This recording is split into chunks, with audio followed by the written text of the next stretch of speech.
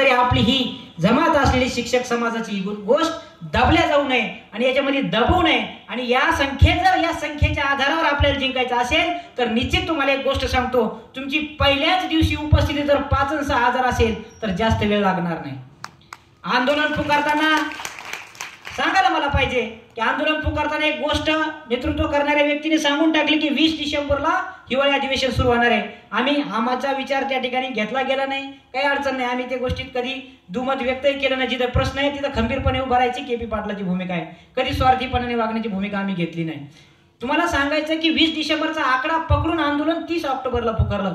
Actually हे आंदोलन 10 ऑक्टोबरला सुरू व्हायला पाहिजे होतं, परंतु काय होतं, आता हे अधिवेशन 7 डिसेंबर, 30 ऑक्टोबरला आंदोलन सुरू होणार. 30 ऑक्टोबरचं आंदोलन 15 तारखेपर्यंत पोहोचत नाही. संख्येच्या निर्धारावर हे सगळ्या गोष्टी गणित करत असतो आपण. संख्या असली की त्या संख्येला दिशा कशी द्यायची, त्या संख्येची दशा कशी होणार नाही, आलेल्या शिक्षकाची दशा कशी होणार नाही, आलेल्या बुद्धिमान या शिक्षकाची क्रयशक्ती वायाला जाणार नाही, त्या क्रयशक्तीचा योग्य वापर कसा केला जावा, ही सगळी गणितं आम्ही सगळी समन्वयकाची जी नेतृत्व करणारे तिथले काही मंडळी असेल एकत्र बसून करत असतो. आणि म्हणून यावेळेस 30 ऑक्टोबरला आंदोलन पुकारलं. 15 ते 21 नोव्हेंबर नंतर सगळं जे मंत्रालयाचं दप्तर आहे हे हिवाळी अधिवेशनासाठी कुठे जात असतं, नागपूरला जात असतं. आणि त्यावेळेस आपल्या मागण्याकडे कुठेतरी दुर्लक्ष करायचं काम शासन करत असतं की आता हे डायव्हर्ट करायचं काम आहे. त्याच्यामुळे आपल्याला येताना एक भूमिका घेतली पाहिजे की 30 तारखेला पहिल्याच दिवशी जेवढी संख्या जास्तीत जास्त मैदानात असेल तेवढा वेळ आंदोलनाला कमी लागेल. आता 50 षटकाचं खेळ होणार नाही. आता 2020चा जमाना आहे, त्याच्यामुळे कमी वेळेत जास्त रन काढायचे आपल्याला जास्त गरज आहे. म्हणून हिंगोलीमधून आपल्या सर्वांनी, आशिष इंगळे सरांची जबाबदारी नाही, ज्या माणसाला मला कौतुक करावं वाटतं सर, 1 तारखेला स्वतः ऍडमिट होता, डेंग्यू झालेला होता.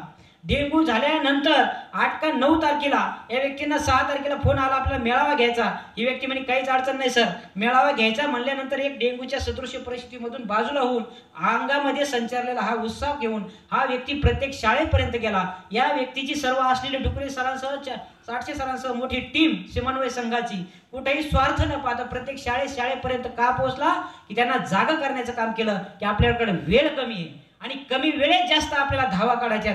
म्हणून हा जागर मेळाव्याच्या निमित्तानं ही सगळी मंडळी फिरत होती. आपण इथं सांगितलं गेलं की वेगळे मेळावे 4, 5, 6 नव्हे, राज्यामध्ये सगळीकडे प्रत्येक शाळेवर लोकांचा बैठकांचं सत्र या वेळेला ठरलं की कमी वेळेत आपल्याला लढायचंय. शासनाची असलेली अस्थिर परिस्थिती, पाण्याचं असलेलं दुर्भिक्ष्य, मला असं वाटतं यावर्षी पाणी प्यायला सापडणार नाही अशी परिस्थिती, शासनाला लागणारा त्या दुष्काळावर निधी, या सगळ्यामधून आपल्याला कागद घ्यायचा आहे. आणि हा कागद सहज निघणार नाहीये. हे कागद घ्यायसाठी एकट्याची जबाबदारी नाहीये, या सर्वांची जबाबदारी असेल तरच कागद मिळणार आहे. आणि म्हणून कागद घेतल्याशिवाय तुम्ही उठायचं नाही. आणि जे कोणी तुमच्या समोर असतील त्यांनाही आपण उठून देणार नाही. आणि या आंदोलनात माझी सुद्धा मी जबाबदारी स्पष्ट करतो.